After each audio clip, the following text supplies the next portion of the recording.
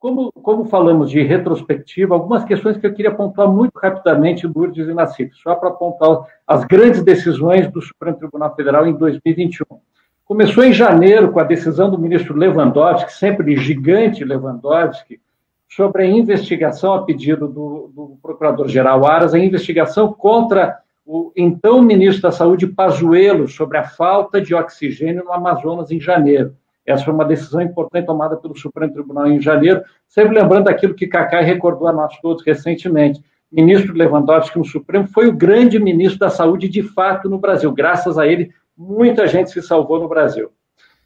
Questões importantes na gestão da crise da Covid no Brasil, decisões importantes tomadas por Rosa Weber, Lewandowski, Carmen Lúcia, principalmente a questão de manutenção da prerrogativa, do dever de estados, municípios e governo federal em terem medidas, inclusive quarentena, contra a transmissão do vírus do Covid, decisão tomada por Marco Aurélio em abril, antes da sua aposentadoria.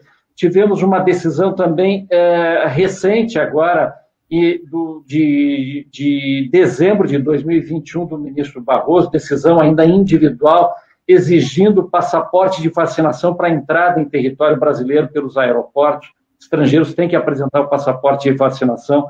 Uma decisão importante do ministro Fachin, tomada em março também, que estendeu até março de 2022 a proibição de despejos por ordem judicial no Brasil, enquanto perdurarem os efeitos da Covid no Brasil. Tivemos duas decisões importantíssimas do ministro Lewandowski.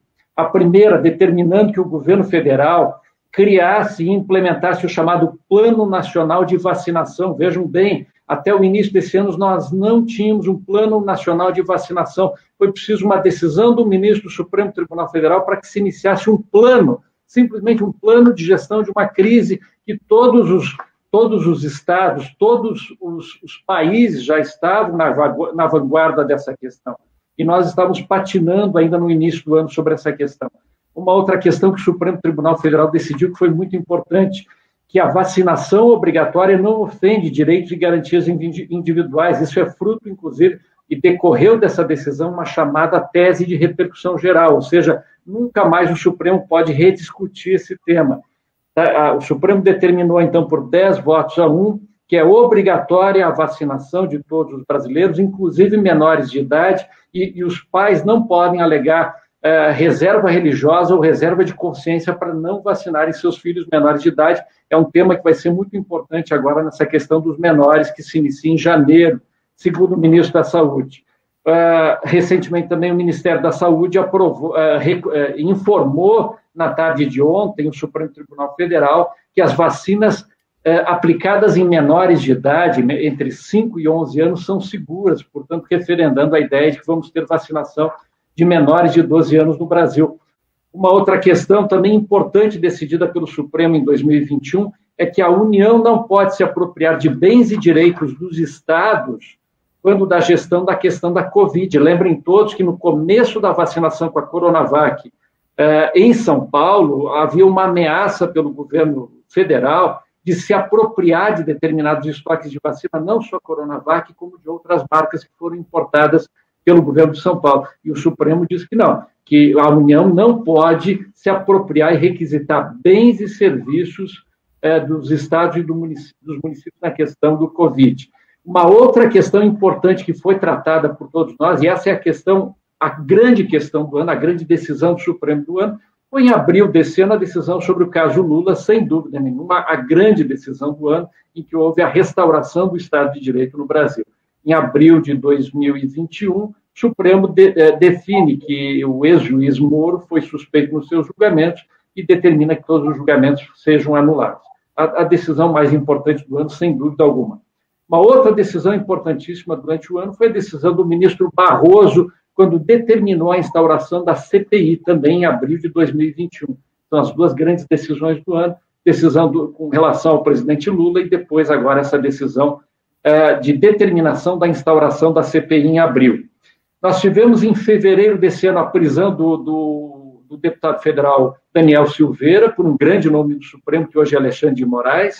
Nós tivemos um grande debate em maio sobre a lei de patentes, que foi objeto de um programa do Nassif, em que o Supremo Tribunal Federal derrubou as patentes, a prorrogação de patentes de equipamentos e medicamentos, especialmente agora durante o período da Covid, é uma decisão muito importante, e tivemos também uma determinação, agora, salvo engano, em maio desse ano, do Supremo Tribunal Federal para que o governo federal realize o censo em 2022. Essa é uma determinação do Supremo Tribunal Federal, é uma decisão relativamente recente. No TSE, nós tivemos uma decisão importante, que foi a cassação do então deputado federal Francisquini pelo TSE, em voto relatado pelo ministro do STJ, Luiz Felipe Salomão. Então, essas foram as grandes decisões do ano, tanto no TSE quanto no Superior Tribunal Federal, Lourdes e Nassif. No ano que vem, o grande ponto de interrogação vai ser de verificar se o Judiciário vai se imiscuir nas eleições a ponto de definir o resultado.